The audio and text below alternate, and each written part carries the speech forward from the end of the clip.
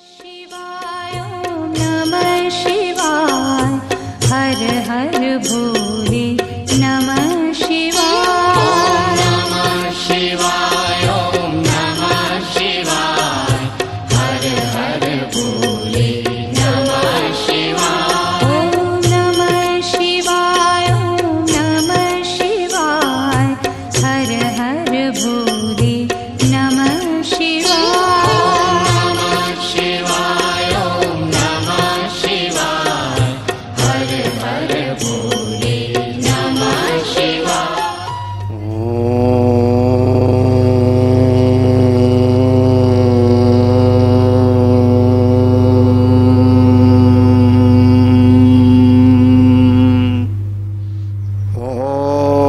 सहनावतु सहनो भुनक्तु सह वीर्यं करवावहै तेजस्विनावधीतमस्तु मा विद्विषावहै।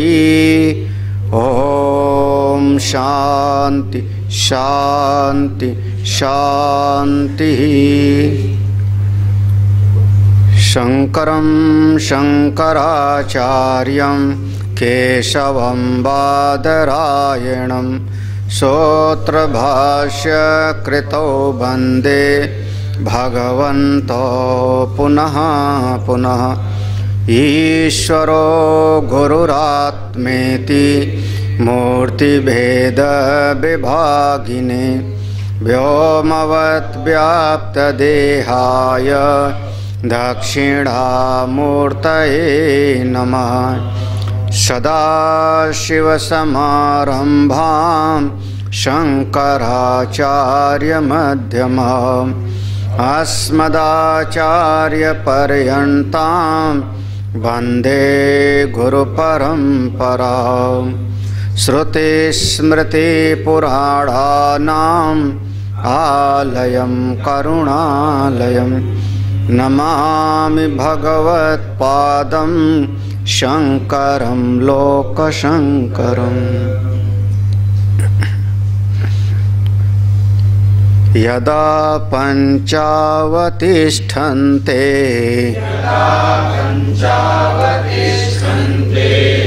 ज्ञानानि मनसा सह बुद्धिश्च न विचेष्टति तामाहु परमां गतिम्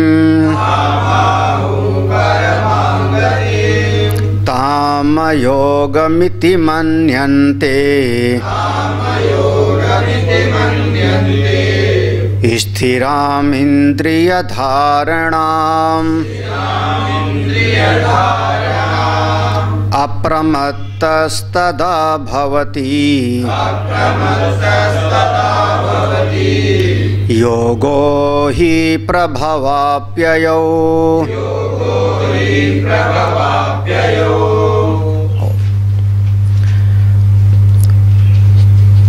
परम श्रद्धेय स्वामी जी महाराज, आदरणीय ब्रह्मचैतन्य जी, ओंकारानंद जी, आत्मस्वरूप सभी भक्तजन, जब हमारे अंतःकरण की ऐसी स्थिति हो जाए, यदा यदा यानी जब पांचों ज्ञानेंद्रियां अपना बाहर की तरफ की जो उनकी दौड़ थी शांत हो जाए, अपने स्वरूप में बैठ जाएं।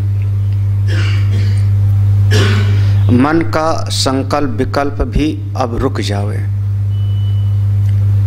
तरह तरह के संकल्प विकल्प जो मन में चलते रहते हैं, बुद्धि में निश्चय बदलता रहता है। कभी एक निश्चय होता है, कुछ क्षण उपरांत ही दूसरा निश्चय हो जाता है। एक क्षण बुद्धि में निश्चय हुआ, नहीं हम खाएंगे नहीं, अगले क्षण ही निश्चय होता है थोड़ा खा लेते। एक क्षण निश्चय हुआ कि हम जाएंगे नहीं कहीं पर, अगले क्षण ही निश्चय बदल जाता है, थोड़ा घूम के आते हैं। तो हमारी जो अध्यवसाय लक्षणा बुद्धि है उसके अंदर जो निश्चय है वो दृढ़ीकृत नहीं होता।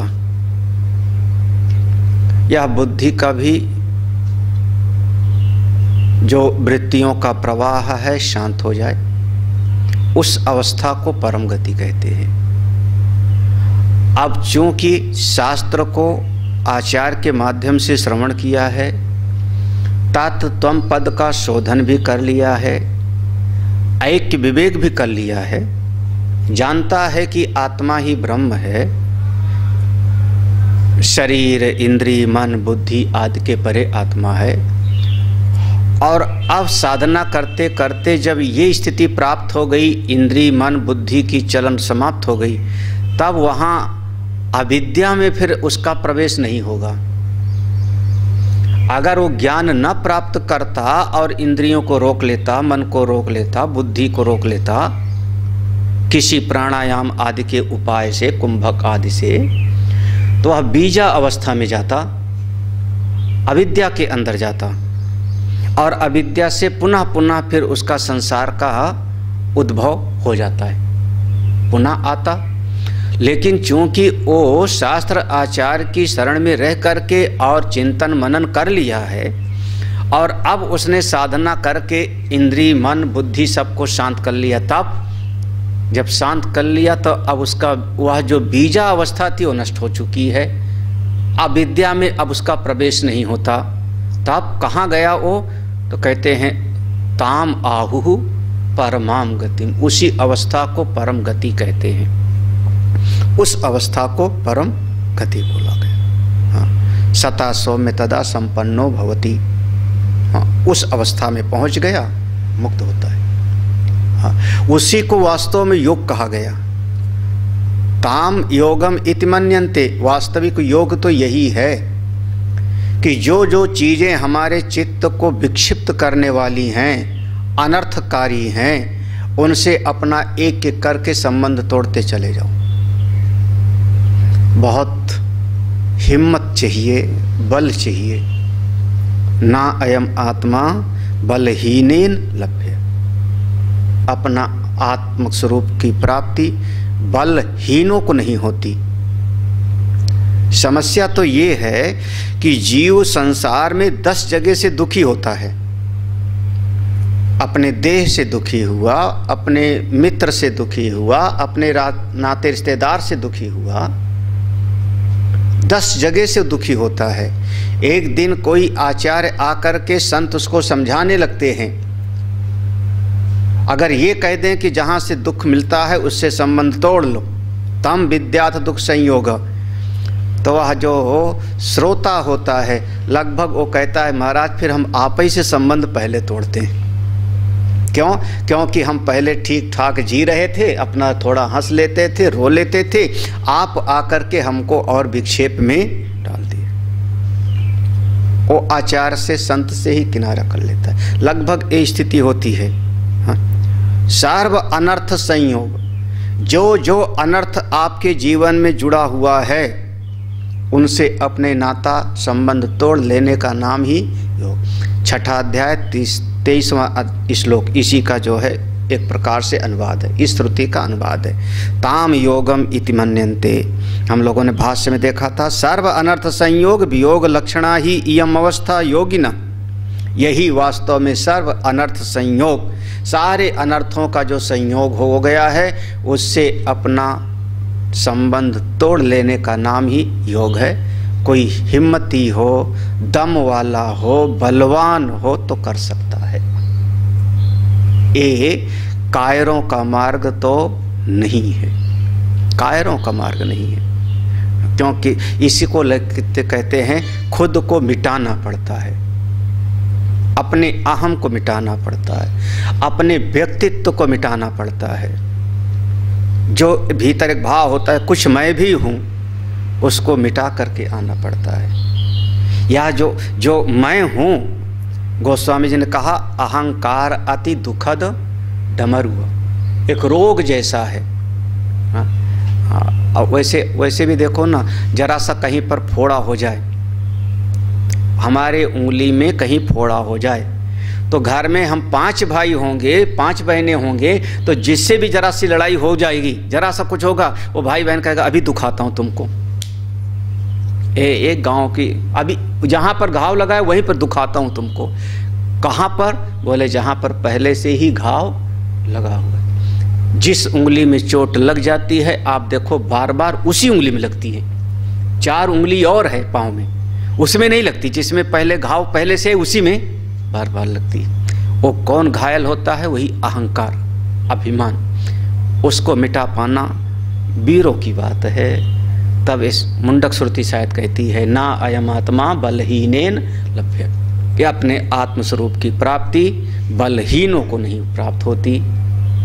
हिम्मत चाहिए। सर्व अनर्थ संयोग वियोग लक्षणा ही इयम अवस्था योगिना, योगियों की यही सबसे बड़ी श्रेष्ठ योगियों की अवस्था है।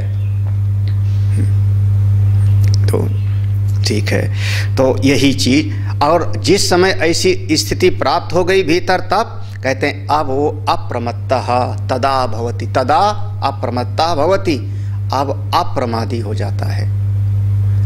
अप्रमादी हो गया। अगर अप्रमादी नहीं होता तो बोले फिर उसका जन्म मरण होता।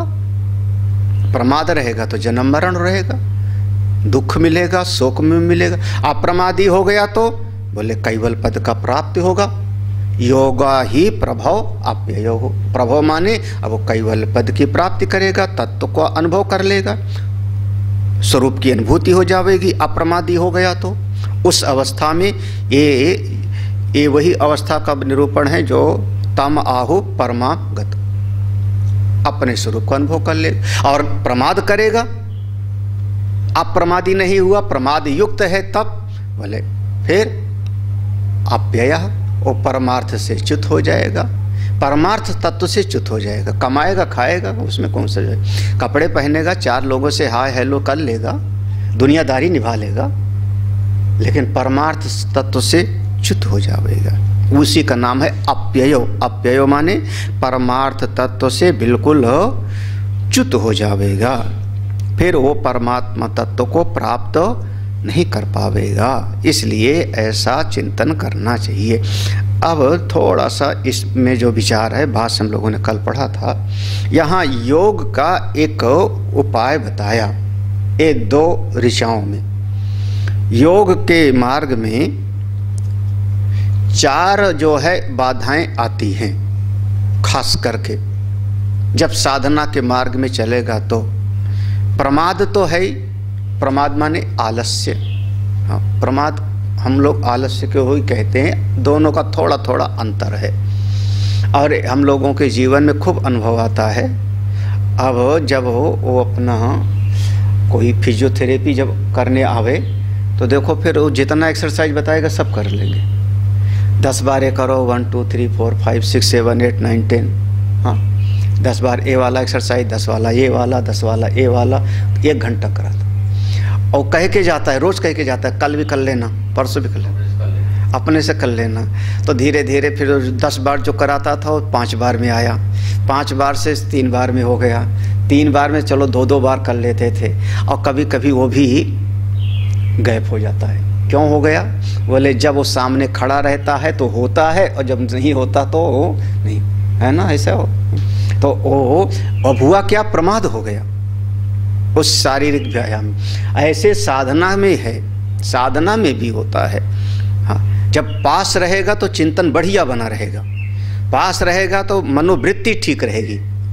जैसे दूर जाएगा, जैसे उसको कह दो एक एरा प्रभा मंडल में, हाँ, आप आश्रम में रहोगे एक अलग से प्रभा रहेगी, मनोवृत्ति अलग रहेगी। आप बाहर चले जाओ, मनोवृत्ति बदल जाएगी। हाँ, मंदिर में बैठ जाओ, आपका मनो का भाव बदल जाएगा। हाँ, वो ये वातावरण का प्रभाव पड़ता है, वो प्रमादी हो ही जाता है।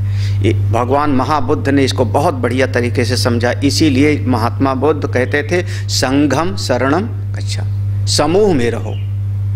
हमारे यहाँ मंडली जो चलती थी, विरक्त मंडली, मंडली में रहो, समूह में रहो। जब समूह में रहोगे और 4 महात्मा बैठ करके मंत्र का जाप कर रहे हैं तो आप भी जाप तो कर ही लोगे, क्योंकि 4 कर रहे हैं तो आप भी कर लोगे।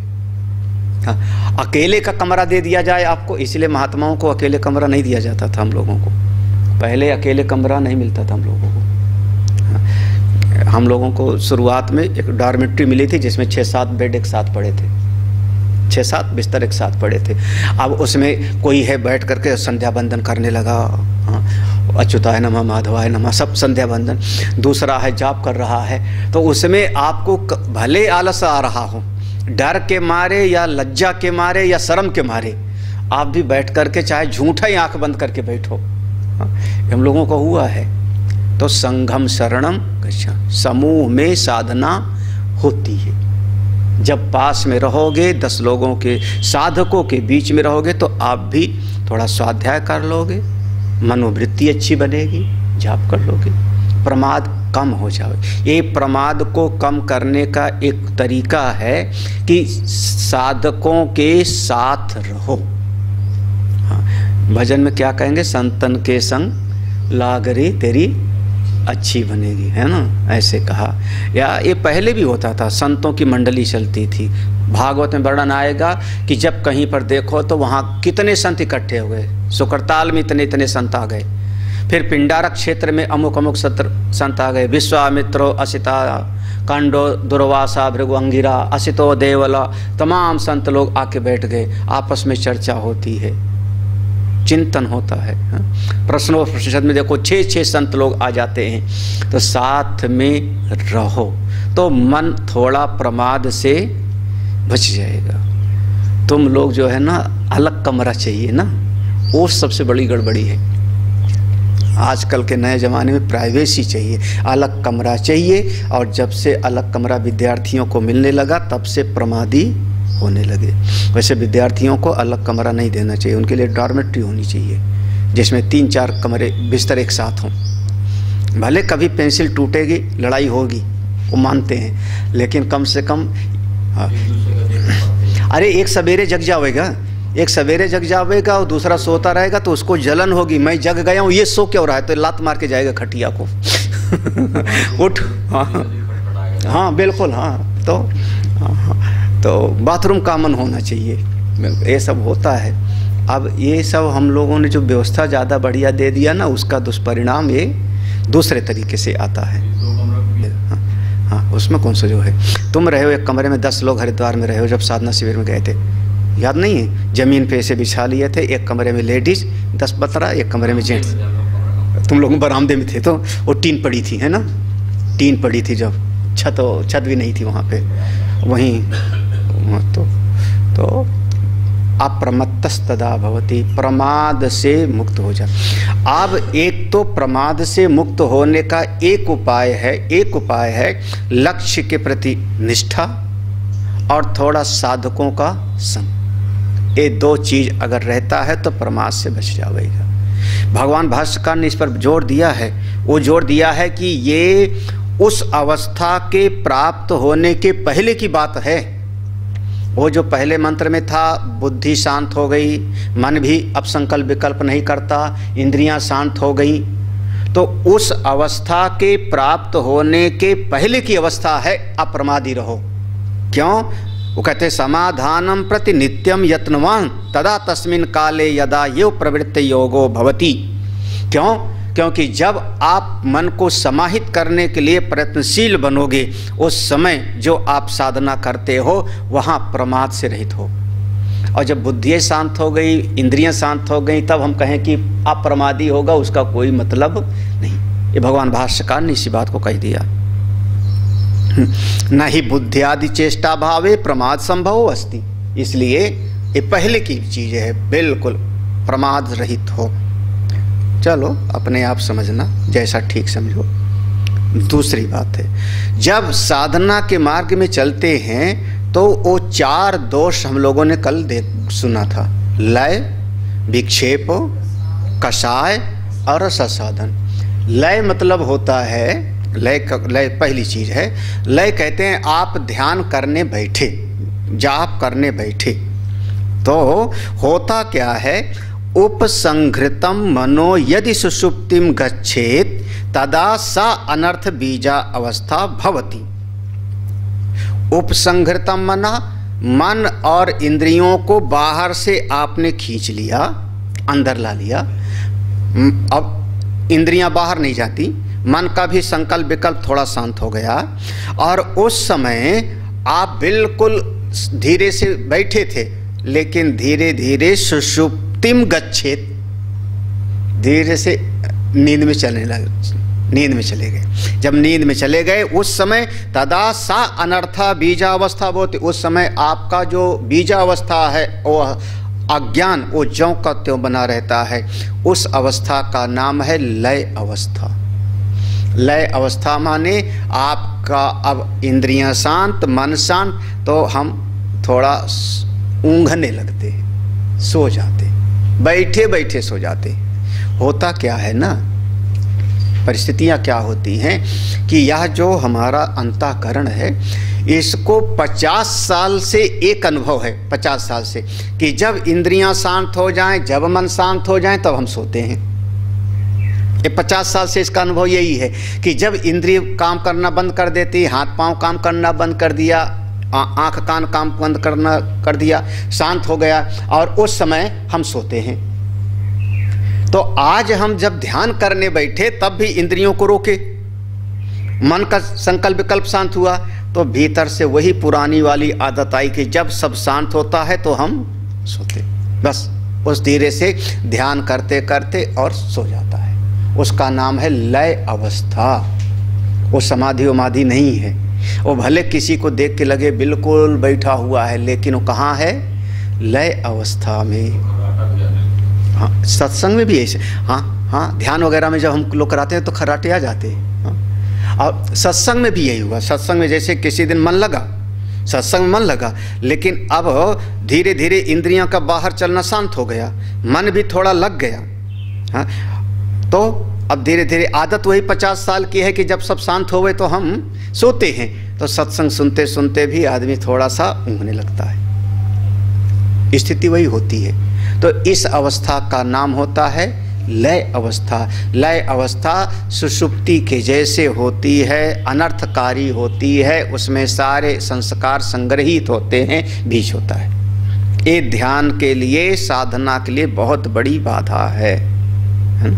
कई लोग जाप करते रहेंगे, देखो ये बड़ा जाप करते, ओम नमः शिवाय, ओम नमः शिवाय, कुछ ऐसा मन शांत होगा, कुछ होगा कि माले छूट के गिर जाई।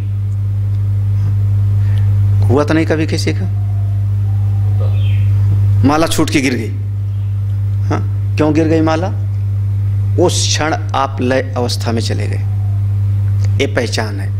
माला हाथ से खिसक गई, लय अवस्था की स्थिति, एक झपकी आ गई, एक झटका आया आपको, आप वहां गए, आप चैतन्य नहीं रहे। हमारे कई महात्मा लोग वो रखते थे ऐसे, यहाँ लगा लेते थे गले के पास, क्या बोलते थे उसको स्वामी जी, ऐसे करके रखना। हाँ, लकड़ी कैसे बना होता था, जैसे हाथ रख करके जाप करते थे। हाँ, बैर, हाँ, हाथ उसको, और फिर उसको ऐसे यहाँ गले पर रखा कर, यहाँ करके ऐसे कमर तनी रहे, अब सो के दिखाओ। तो यहाँ रख लेते थे ऐसे ऐसे से, अब ध्यान करने बैठ गए। हाँ, तो ये सब लय अवस्था। दूसरी अवस्था का नाम होता है लय, दूसरे का नाम दिया विक्षेप। देखो विक्षेप का वर्णन करते हैं। हाँ, थोड़ा सा इसमें जो है ये लय से निवृत्ति का उपाय भी बता दिए हैं, लेकिन हम उसको बात, तद व्यावृत्तये पूर्णम ब्रह्म अस्मि इति तद व्यावृत्तये पूर्णम ब्रह्म अस्मि इति, यहाँ तक इसका उपाय बताया। आवृतौ योजयेत आवृतौ नियुक्तम विषयेषु विक्षिप्तम चेत स्यात्। आप देखो विक्षेप माने, आप बैठे थे कि मैं भगवान राम का ध्यान करूंगा, आज बैठे थे कि मैं अपनी आत्मा का ध्यान करूंगा, आप इस सोच के मेरे साथ बैठे थे ना कि आज मैं अपने सच्चिदानंद ब्रह्म स्वरूप का ध्यान करूंगा। और ध्यान करते करते आपके चित्त में जो आत्मा से था, वो आत्मा से फिर आत्मदेव पंडित जी का ध्यान आ गया। एक आत्मदेव पंडित थे जिनकी पत्नी का नाम था धुंधली, और तो सब ठीक था, बेटा बड़ा दुष्ट था, नाम था धुंधकारी। हाँ, धुंधकारी। करता क्या था? अरे वो तो बहुत इतना दुष्ट कि बच्चों को पकड़ के मारता था, प्रेत बना था। प्रेत, हमारे पड़ोसी का बच्चा भी बड़ा था। हाँ, प्रेत वैसे होता है। अब ये स्थिति जब भीतर चलने लगी तो इसका नाम हुआ विक्षिप्त, विक्षेप। अब चित्त में एक से दूसरी, इसको कहते हैं एक चेन चलती है, श्रृंखला चलती है, एक से दूसरा, एक से दूसरा, एक से दूसरा, एक से दूसरा जुड़ा हुआ चलता है। और फिर वो आप बैठे थे आत्मा का ध्यान करने, बैठे थे आप भगवान का ध्यान करने के लिए, और चलते चलते चित्त न जाने कहाँ पर चला गया। आवृतौ योजयत आवृतौ नियुक्तम, जिस चीज़ के लिए आपने मैं ब्रह्म स्वरूप हूँ उसमें आपने अपने मन को नियोजित किया था, विषयोस विक्षिप्तम, लेकिन चला कहाँ गया? किसी न किसी विषयों में, तो इसका नाम हो गया विक्षेप। एक दूसरी बाधा हो गई, दो। हाँ ठीक है, लय विक्षेप। हाँ, फिर भाष्यकार इसका उपाय बताएंगे। तद स्यात् तद्दोष दर्शनेन ततोपि व्यावर्तयेत, इसका उपाय है बताया टीकाकार।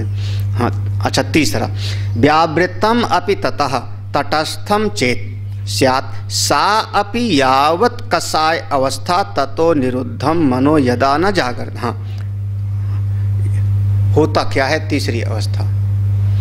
अब आप बैठे थे ध्यान करने के लिए, अब मन बाहर तो नहीं जाता, बाहर नहीं जाता, लेकिन हमारे चित्त के भीतर सा अपि यावत कषाय अवस्था, यावत कषाय अवस्था यावताम सर्वेषाम रागादि कषायाणाम, ये हमारे चित्त में न जाने कितने राग द्वेष भरे पड़े हैं, सालों साल के, शत्रु मित्र अपना पराया। और अब आपका यही चित्त जो भीतर भरा पड़ा है उसी को ला करके सामने उपस्थित करने लगता है।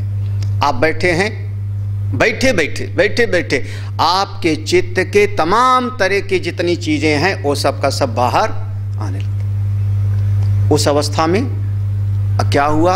आपकी इंद्रियां बाहर नहीं जा रही थी, इंद्रिय बाहर नहीं जा रही थी, मन भी बाहर नहीं जा रहा था, बाहर नहीं जा रहा था, लेकिन आपके चित्त में, आपके अंतःकरण में जो अनेकानेक वर्षों से आपने संस्कार को संग्रहित किया था, अब उसने अपनी फाइल को खोल दिया, सब अपना जो है पिटारा खोल देता है ध्यान के समय, और वो सब आपके भीतर उद्भूत हो जाता है। उस अवस्था का नाम हो गया कषाय अवस्था। एक देखो, एक संत ने कहा, देखो जो खाओगे डकार उसी की आएगी ना, जो खाया होगा जब डकार आएगी तो किसकी? उसी की। मतलब आपने चावल खाया है तो चावल की डकार आएगी, आप ब्रह्म विद्या का आपने पचाया है तो उसकी डकार आएगी, आपने राग द्वेष को भीतर रखा है तो उसकी डकार आएगी, आपके भीतर संशय विपर्य के खाया हुआ है तो उसकी डकार आएगी, जो भीतर है उसी की डकार आती है, जो भीतर रखा है वही तुम्हारा जो है सामने आता है। असल में तो ये अंतःकरण तो सात्विक है, ये तो बार बार सुने हो। पांचों महाभूतों के सत्वगुण के मिश्रण से बना कौन सा? हमारा अंतःकरण तो सात्विक है ना। अंतःकरण मूलतः सात्विक है, पांचों महाभूतों के सत्वगुण से बना है। अरे सोने का कलश है, स्वर्ण कलश है, बिल्कुल अंतःकरण शुद्ध था, लेकिन हमने क्या किया? बोले स्वर्ण कलश में फिर हमने विषपूर्ण अनेकानेक जहर से इस कलश को भर दिया, मदिरा से भर दिया। किसको? सोने का कलश को। ऊपर से तो अच्छा है, चमकदार है, लेकिन भरा अंदर किस चीज से? कचड़ा से, कचड़ा से भर दिया। वो जो कचड़े से भर दिया तो वो उसी का नाम हो गया कषाय। कषाय माने वो हमारे लाया हुआ है, किसी और ने हमको नहीं, हमारे लाया हुआ है। अब एक चीज और समझना, एक कषाय का जो शब्द आया है मैंने पढ़ दिया, यावत कषाय अवस्था, तो इसको जो कहा कल भी हमने थोड़ा बताया था, एक सरल भाषा में समझो, बिल्कुल सरल भाषा में। आपने रसोई के सामने एक हरा हरा सा जो है ड्रम रख दिया है ना, रसोई के सामने पासे में हरा हरा ड्रम रख दिया है। नाम क्या रखा उसका? हाँ, ऊपर से प्लास्टिक का है, प्लास्टिक का है, हरा हरा है, अच्छा दिख रहा है, यही ना, दिख अच्छा रहा है, प्लास्टिक का है, दिखने में तो ठीक ठाक है। लेकिन अब उसमें एक को हमने देखा, उसने कूड़ा डाल दिया। उसके बाद जो भी आएगा वो क्या करेगा? उसमें जो भी आएगा डालेगा क्या उसमें? हाँ, हम भी अपने कमरे से डब्बा ले गए, उसी में डाल आए। हाँ, हमने कहा कभी कभी हमारे सेवक लोग भूल जाते तो हम ही डाल लाते हैं, हम भी उसी में डाल आए कूड़ा, अपना डब्बा खाली कराए। हाँ, तो जो आएगा, तो जब आपका चित्त, आपका अंतःकरण, आपने अपने अंतःकरण को कूड़ादान बना लिया है, तो पूरे समाज के लोग क्या डालेंगे उसमें? पूरा समाज आपके अंतःकरण में कूड़ा डालता रहता है। वो बहुत पापी है, वो बहुत दुष्ट है, वो पड़ोसी तुम्हारा सत्यानाश कर देगा, उसका लड़का ऐसा, उसकी लड़की ऐसी, उसका घर ऐसा, उसकी भैंस हमारा खेत चर गई। क्या डालेंगे दुनिया के लोग? आपके चित्त में कूड़ा डालते हैं। और हमने अपने हृदय को, जो शुद्ध था, सात्विक था, सोने का कलश जैसा था, उस अंतःकरण को हमने बना लिया पूरी तरह से कूड़ादान, पूरा कूड़ादान, पूरी तरह से। हाँ? तो क्यों बना लेते, क्यों बना लिया? अरे अब हमारे पास बैठी और किसी एक व्यक्ति की जो है लगातार बुराई, वो ऐसी है, वो ऐसी है, वो ऐसी है। अरे हमारे किस काम का, मैं क्यों सुन? नहीं पटता संबंध तोड़ लो। हाँ, लेकिन सवेरे से शाम तक दिल को क्या बनाया? सवेरे से शाम तक, हाँ, कोई मिला उसके साथ में उसी की बुराई, कोई मिला उसके साथ उसी की निंदा, कोई मिला उसके साथ उसी का, दिन रात चिंतन करते करते हृदय को बनाया कैसा? बोले डस्टबिन बना डाला, कूड़ादान बना डाला। और कूड़ादान बना डाला तो उसमें से बदबू आती, उसमें कौन सा कूड़ेदान से क्या आएगी? वहाँ कोई इत्र की सुगंध आएगी क्या?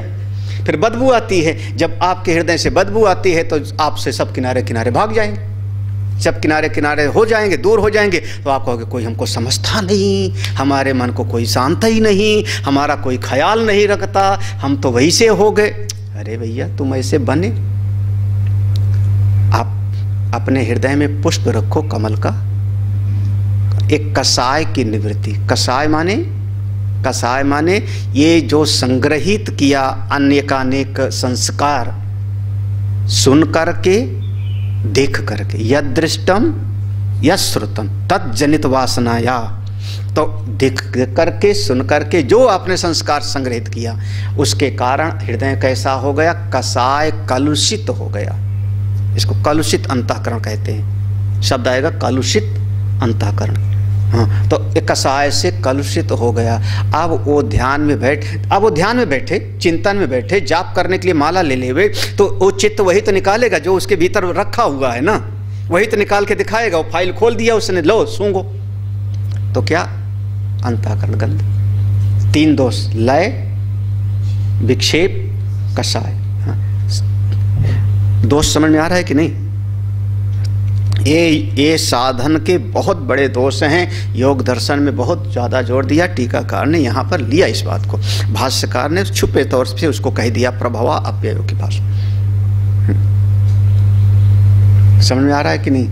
लय माने समझ में आ जाता है। इस समय किसको किसको नींद आ रही है? इस समय तो आज तो किसी को नहीं आ रही, कभी कभी तो आ रही थी सवेरे, आज किसी को नहीं आ रही है ना। लय है नहीं। हाँ, आज पता नहीं क्यों विक्षेप भी नहीं दिख रहा है किसी का, बिल्कुल बड़े ध्यान होके, तन्मय होके सुन रहे हो सब लोग। आज मन भी इधर उधर नहीं। जब मन इधर उधर जाएगा ना, तो फिर कभी यहाँ खुजली होगी, कभी यहाँ खुजली होगी, कभी आसन बदलेंगे। वो मतलब पता लगता है कि मन कहीं ना कहीं कुछ और सोच रहा है, ख्याली पुलाव में, वो विक्षेप है। और कसाय माने आपके अंतःकरण में, जो अंतःकरण सात्विक है, स्वर्ण कलश के जैसे है, सत्य गुण से बना है, उसमें हम कचरा क्यों भरें? हाँ, उस चीज को हम याद, इसको संतों ने कहा याद क्यों रखें, इसको उसको क्यों याद रखें? हाँ, जो चीज हमको खुद ही दुख देवे। याद रखना है तो किसको? अपने ब्रह्म स्वरूप को याद रखो, अपनी आत्म स्वरूप को याद रखो। हाँ, वही बात आ जाएगी ना, सर्व अनर्थ संयोग वियोग लक्षणम तम विद्यात दुख संयोग वियोगम योग संगीतम। जो योग है, जो जो चीजें आपको दुख देती हैं उससे वियोग कर लो, उसमें कौन सा जो है, हिम्मत चाहिए।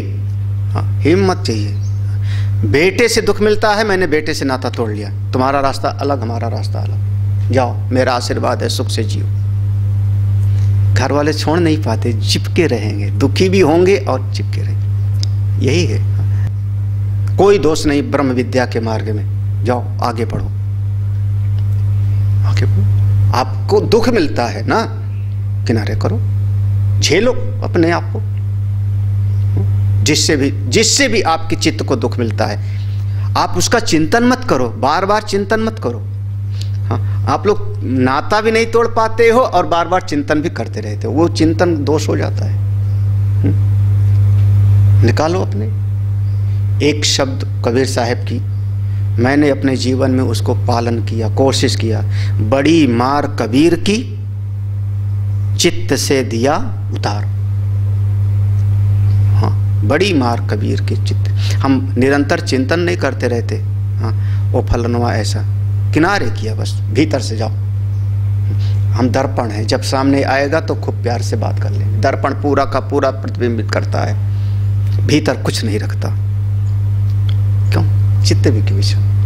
अगर चित्त में रखना है तो हम अपना उपनिषद का ज्ञान रखेंगे, ये मंत्र को याद रखेंगे, चित्त को ऐसा बनाओ। खैर ठीक है, कसाय, हाँ, लय विक्षेप कसाय।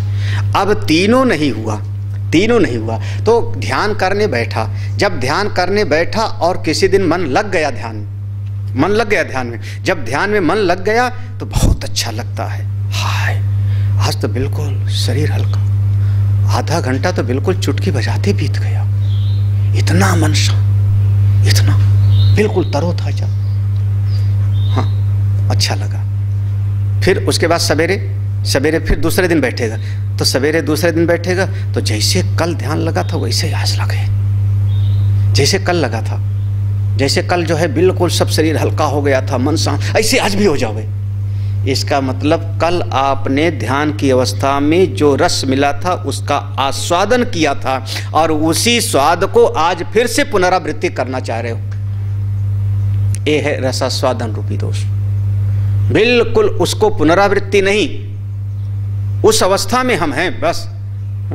रसास्वादन माने यही बना रहे, यही बना रहे, इतना शांत हो गए, यही बना रहे, यही बना रहे। अब जो यही भाव बना रहे, इस भाव को बनाने के चक्कर में आपकी मन की चरखी शुरू हो गई, मन की चरखी शुरू हो गई ना, संकल्प विकल्प, यही बना रहे, ऐसे ऐसे ध्यान बना रहे, बना रहे, बना रहे। मतलब आप कहाँ आ गए? ध्यान से बाहर आ गए, बिल्कुल ध्यान से बाहर आ गए, विक्षेप की अवस्था में आ गए, है ना। बनाए भी रखना क्यों चाहते, क्यों रखना चाहते? रसास्वादन में उसके रस का आस्वादन में इतना चिपक जावे कि फिर उस आस्वादन के लिए फिर से इंद्रिय मन को चलायमान कर दे। तो सिद्धांत था यदा पंचाव तिष्ठन्ते, और उसने उस आस्वादन के लिए फिर इंद्रिय को चलायमान कर दिया, मन को चलायमान कर दिया, तो वो कहाँ अपनी अवस्था से पुनः बाहर आ गया। तो दोष हो गया कौन सा? रसास्वादन का। ये 4 दोष माने जाते हैं। अब आप लोग खुद समझ लो, टीकाकार ने जो लिखा हम पढ़ते हैं, देखो आप लोगों की किताब में नहीं है, टीका में, उपसंहृतम मनो यदि सुषुप्तिम गच्छेत तदा सा अनर्थ बीजा अवस्था भवति तद व्यावृत्तये पूर्णम ब्रह्म अस्मि इति आवृत्तौ योजयेत। यहाँ तक कह रहे हैं कि जब आपने मन और इंद्रियों को समेट लिया और भीतर आपका चला गया तो लय अवस्था आ जाती है। जब लय अवस्था आने लगती है तो उस समय होश में रह करके मैं ब्रह्म हूँ, अहम ब्रह्मास्मि, इस प्रकार से अखंडाकार वृत्ति बनाए रखो। अखंडाकार वृत्ति जब बनाए रखोगे तो लय चला जाएगा। अब देखो अखंडाकार वृत्ति में आपने अपनी बुद्धि को चलायमान कर दिया, समझ रहे होंगे, बुद्धि आपकी क्रियाशील हो गई। अब बुद्धि क्या कर रही, अहम ब्रह्मास्मि, मैं ब्रह्म हूँ, मैं ब्रह्म हूँ। लय कब हुआ था, जब बुद्धि भी शांत हुई थी ना, मन भी शांत हुआ, इंद्रिय भी शांत हुई, बुद्धि भी शांत हुई, तो चुपके से आप खिसक गए लय में। लेकिन अब शास्त्र ने कह दिया इस समय आप ब्रह्माकार वृत्ति बनाओ। जब ब्रह्माकार वृत्ति बनाओगे तो आपने बुद्धि को एक काम दे दिया, बुद्धि को एक काम दे दिया। जब बुद्धि काम करने लगी तो आपका लय अवस्था में जाना रुक जाओगे। क्या कहते हो, प्रेत को कौन सा काम दे दिया, सीढ़ी पर चढ़ो और उतरो, है ना। तो इस बुद्धि को एक काम दे दिया, ब्रह्माकार वृत्ति बनाओ। तो ब्रह्म पूर्णम ब्रह्म अस्मि इति आवृत्तौ योजयेत, इस प्रकार से लय पर विजय पाना चाहिए। तो ब्रह्माकार वृत्ति से लय पर विजय पाया जाता है। दूसरा कहते आवृत्तौ नियुक्तम विषयेषु विक्षिप्तम चेत स्यात् तद दोष दर्शनेन ततो अपि व्यावर्तयेत्। आप जब अखंडाकार वृत्ति भी लगाते हो और अखंडाकार वृत्ति बनाने में फिर भी चित्त कहीं ना कहीं विषयों में भटक जाता है तो विक्षेप की अवस्था आ गई। जब विक्षेप की अवस्था आ गई तो जहाँ जहाँ चित्त जाता है उन सारे संसार के विषयों में दोष दर्शनेन ततो अपि व्यावर्तयेत्, दोष दर्शन करो, प्रतिपक्ष भावना, इसका नाम है प्रतिपक्ष भावना। मैंने तो सुनाया कई बार ना, अगर किसी में आपको बड़ी अच्छाई दिखाई पड़ती है, उससे आसक्त हो गए हो आप, तो उसमें देखो कोई दोष होगा, दोष देखोगे तो चित्त की आसक्ति मिट जाए।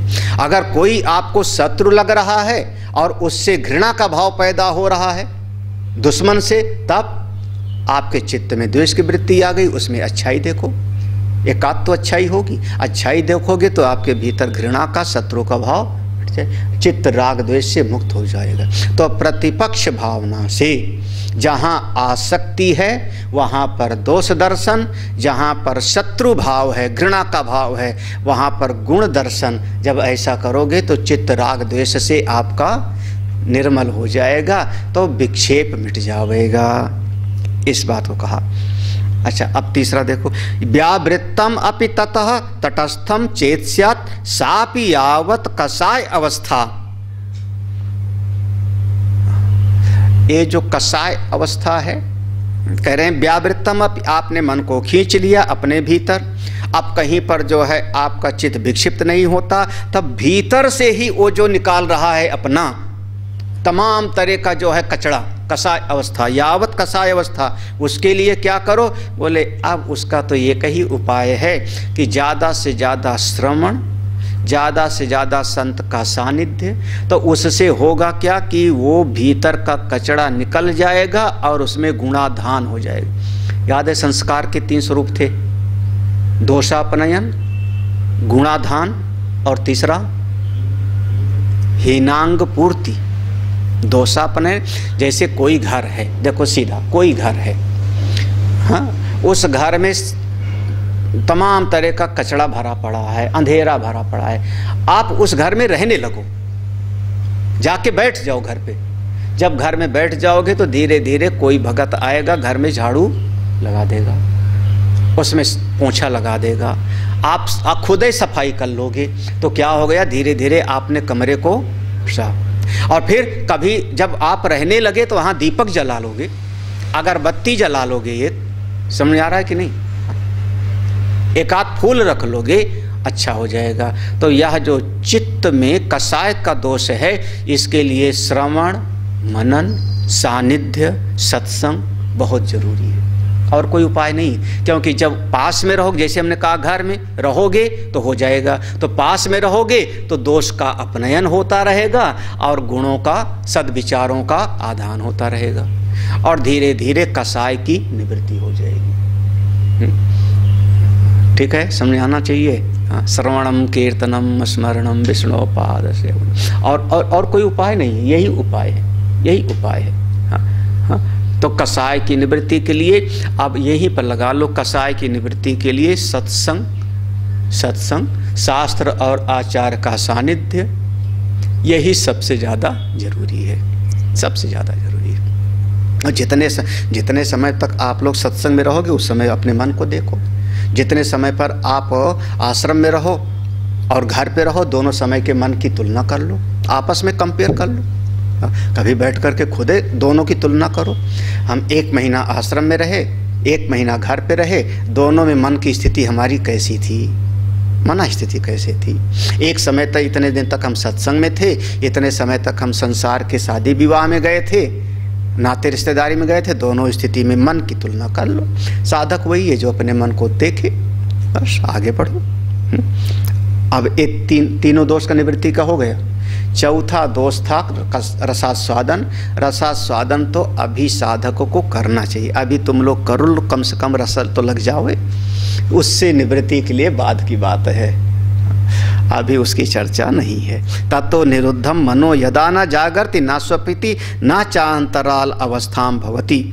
और यहाँ पर जो निरोधा अवस्था बताया, निरुद्ध चित्त की, कल एक शब्द कहा था ना, मूढ़, क्षिप्त, विक्षिप्त, एकाग्र और निरुद्ध। जब उस अवस्था में सब निवृत्त हो गया, निरोध हो जाएगा, रसास्वादन के भी परे चले गए, निरुद्ध हो गया, तो कह रहे हैं ततो निरुद्धम मनः यदा न जागर्ति, जब मन जगा हुआ नहीं है, ना स्वपिति, ना सोया हुआ है, ना चा अंतराल अवस्थम, जागने और सोने की उन्मीदी अवस्था वो भी अब नहीं है। उस समय पूर्ण ब्रह्म अवभासकतया ये, उस समय केवल अपने स्वरूप का बोध है। उस अवस्था का नाम होगा निरोध अवस्था। तब क्षीणम भवति तदा सर्व अनर्थ वियोग लक्षणा। उस अवस्था में सर्व अनर्थ वियोग लक्षणा, समस्त अनर्थों का वियोग हो जाता है। उसी का नाम है अप्रमत्तस्तदा भवति। जो श्रुति ने कहा था अप्रमत्तः तदा भवति, उस अवस्था में अप्रमादी हो जाएगा, निरोध की अवस्था में। यहाँ तक भाष्य जो हमको बताना था थोड़ा सा हमने बता दिया। तो 11वां मंत्र हो गया, ठीक है। अब 12वें मंत्र की संगति, 12वें मंत्र की संगति लेते हैं। अब संगति में उसी मंत्र को याद रखो। ये 11वां मंत्र तो 10वें मंत्र का एक तरीके से उसका अर्थवाद है, उसकी स्तुति है, उसका सिद्धांत वही है 10वां वाला मंत्र, यदा पंचाव तिष्ठन्ते। तो अब ये जो 12वें मंत्र में अब उसी के आधार पर संगति ले रहे हैं। क्या ले रहे हैं देखो, बुद्ध्यादि चेष्टा विषयम चेद ब्रह्म इदम तद इति विशेषतो गृह्येत। देखो भाई, हम किसी भी चीज को, यह कटोरी है, ये मेज है, ये पुष्प है, कब देखते हैं? जब बुद्धि हमारी काम करती रहती है। बुद्धि काम करती रहती, वही वृत्ति व्याप्ति होती रहती, फल व्याप्ति होती रहती। हमारी बुद्धि वृत्ति बाहर निकल करके विषय का अनुभव करती है, और तब हम जानते हैं कि यह चीज़ अमुक है, यह चीज़ अमुक है, यह चीज़ अमुक है। उसी प्रकार से अगर बुद्धि की वृत्ति से हम उसको जाने कि यह ब्रह्म है, बुद्ध्यादि चेष्टा विषयम चेद ब्रह्म, चेत माने यदि वह ब्रह्म भी बुद्धि की चेष्टा का विषय होवे, वृत्ति व्याप्ति होवे, तब हम कहेंगे इदम ब्रह्म, ये ब्रह्म है, हमने समझ लिया, हमने जान लिया। हमने एक दिन कहा था, शायद याद होगा, कि ब्रह्म में वृत्ति व्याप्ति कैसे हो सकती है, क्योंकि ब्रह्म जिसकी कोई सीमा नहीं है, अनादि और अनंत, जिसकी सीमा रेखा होती है उसी में वृत्ति व्याप्ति होती है। जिसका एक आकृति होगा, जिसका कोई रूप होगा, जिसका कोई इंद्रिय ग्राह्य होगा, हमारी 5 इंद्रियों से इंद्रिय ग्राह्य होगा, तो उसी में वृत्ति व्याप्ति होगी। वह इंद्रियातीत है तो उसमें वृत्ति व्याप्ति भी कैसे होगी, ठीक है ना। तो हाँ, तो चेत ब्रह्म इदम तद इति, तो आप कह सकते हो कि यह ब्रह्म है। अगर बुद्धि की विषय बुद्धि के अंदर आता तो विशेष तो गृहीत, कह रहे हैं बुद्ध्यादि उपरमे च ग्रहण कारण अभावात् अनुपलभ्यमानम नास्त्येव ब्रह्म। बुद्ध्यादि उपरमे, आपने तो कह दिया बुद्धि को शांत कर लो, तो हमने बुद्धि को शांत कर लिया। जब बुद्धि को शांत कर लिया तो किसी भी चीज का ग्रहण करने का जो कारण होता है, ग्रहण कारण अभावात, किसी भी चीज को ग्रहण करने का समझने वाली चीजें खत्म हो गई ना, बुद्धि शांत हो गई तो अनुपलभ्यमानम, फिर कुछ भी अनुभव में नहीं होता। इसलिए नास्ति एव ब्रह्म, तो आप ये कहिए कि ब्रह्म है ही नहीं। भाई कैसे जानोगे ब्रह्म को, कैसे जानोगे? आज तक हमने जो जाना है, कैसे जाना है? बुद्धि वृत्ति से। हमारी बुद्धि जाती है, वृत्ति व्याप्ति होती है, हम जानते हैं ये जाना, ये जाना, ये जाना। कान से हमने ये सुना, जीवा से हमने इसके रस को जाना, नासिका से हमने इस गंध को जाना। आज तक हम ऐसे जानते रहे। आपने कहा ये पांचों इंद्रियों का नियंता मन, लगाम है, मन का नियंता बुद्धि, और आपने कहा मन भी शांत, बुद्धि भी शांत, तो किसी भी चीज के ग्रहण करने का, पकड़ने का वो मशीनें खत्म हो गई। जब ग्रहण करने की मशीनें आपने शांत कर दिया तो वहां पर क्या अनुभव होगा? बोले नास्ते एव ब्रह्म, ये कहिए कि ब्रह्म वहां पर नहीं है। क्यों? अनुपलभ्यमानम, उस समय कुछ भी उपलब्धि नहीं होगी, कुछ अनुभव नहीं होगा, तो आपका फिर वहां पर ये कहना चाहिए ब्रह्म नहीं। ये प्रश्न है एक तरीके से वो वही वाला कि आपने कहा यदा पंचाव तिष्ठन, तो ज्ञानेंद्रियां शांत हो गई, मन शांत हो गया, बुद्धि शांत हो गई, तो क्या अनुभव हुआ? बोले कुछ भी नहीं, तो नास्ति एव ब्रह्म। मन ननु नहीं, मन में ऐसा प्रसंग आ सकता है कि ब्रह्म फिर है ही नहीं, क्योंकि उपलब्धि नहीं हो रही। उपलब्धि का साधन आज तक हमने यही समझा है, प्रमेय और प्रमाण का व्यवहार होता है। प्रमाता प्रमाण के माध्यम से प्रमेय को जानता है, त्रिपुटी होती है, मैं जानने वाला हूँ, बुद्धि आदि के माध्यम से अमुक अमुक चीज को मैं जानता रहता हूँ, यही ना। हाँ, तो जब वहाँ पर प्रमाण ही नहीं है तो जानेंगे कैसे? कैसे जानेंगे? नास्ते हो ब्रह्म। फिर से इसी बात को समझाना चाह रहे हैं। यत ही करण गोचरम तद अस्ति इति प्रसिद्धम लोके, यत ही जो भी वस्तु करण गोचरम इंद्रियों से ग्राह्य होता है, तद अस्ति उसको हम कहते हैं है, लोके प्रसिद्धम, लोक में यही बात प्रसिद्ध है जी। दुनिया में सब यही समझते हैं, जिस चीज को हमने समझा, देखा, जाना, बूझा, वही चीज है। विपरीतम च असद इति, विपरीत जिस चीज को हमने ना देखा, ना सुना, ना जाना, ना समझा, वो चीज बोले असत है ही नहीं।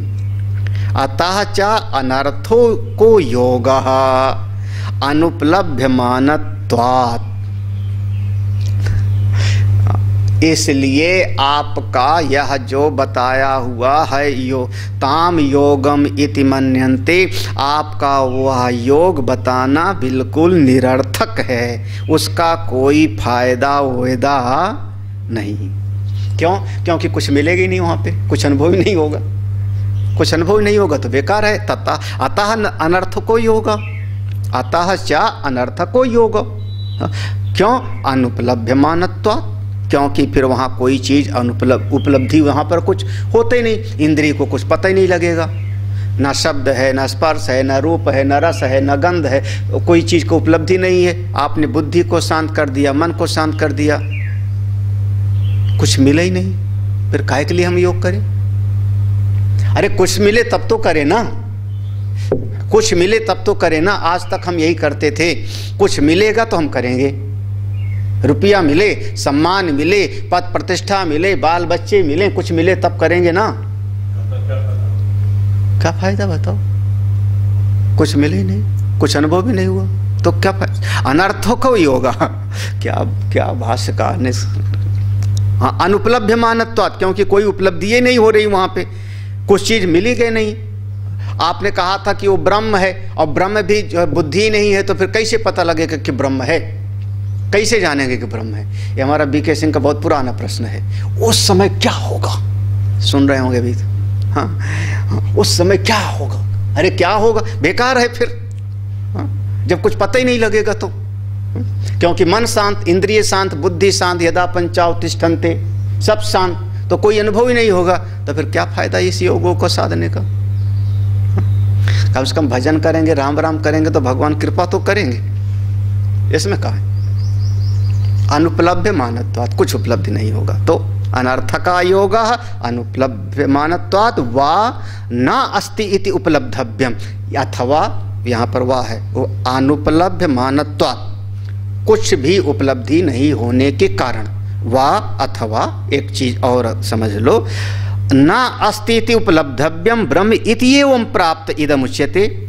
या तो ये कहिए कि न अस्ति इति उपलब्धव्यम, वहाँ कुछ भी उपलब्धि नहीं होती, वही ब्रह्म है, शून्य ही ब्रह्म है, ऐसा कहो। ये के माध्यम से मन दिमाग बार-बार ये बताती है कि जो समृद्धि की उपासना करते हैं उनको अंधकार मिलता है, जो असमृद्धि की उपासना करते हैं हम लोग को लगता है हम लोग इस मार्ग ऐसा सोचते। चलो ठीक है, लगा लो संगति।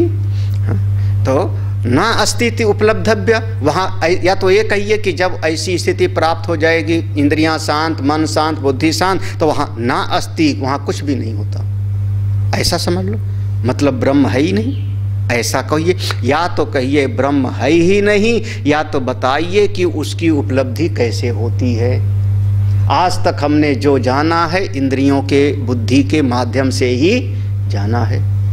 आपने कहा इंद्रियों को शांत कर लो, मन को शांत कर लो, बुद्धि को शांत कर लो, तो वहाँ क्या जानेंगे, कैसे जाने, कौन जानेगा, किसको जानेगा। हाँ, श्रुति भगवती कहेंगे तत्र केन कम पश्येत केन कम विजानीयात्, केन कम पश्येत, वहाँ कौन किसको जाने, कौन किसको देखे, कौन किसको सुने। आत्मैवा भूत, जहाँ पर सब एक ही हो गया तो बाद में आएगा, यहाँ पर इतना जो है ये संगति है। तो भाष्यकार कहते हैं सत्यम, तुम बिल्कुल सही पूछ रहे हो, तुम्हारी बात बिल्कुल सही है। इसीलिए श्रुति भगवती कह रही हैं कि वो ब्रह्म की उपलब्धि का मतलब क्या है। ब्रह्म कोई विषयवत उपलब्धि नहीं है, ब्रह्म कोई ऐसे विषय के जैसे शब्द स्पर्श रूप रस गंध के जैसी उपलब्धि नहीं है। ब्रह्म का अनुभव का मतलब क्या है हम तुमको बताते हैं, शाम को पढ़ते हैं। ओम पूर्णमदः पूर्णमिदं पूर्णात् पूर्णमुदच्यते पूर्णस्य पूर्णमादाय पूर्णमेवावशिष्यते। ओम शांति शांति शांति। हरि ओम। श्री गुरुभ्यो नमः। हरि ओम।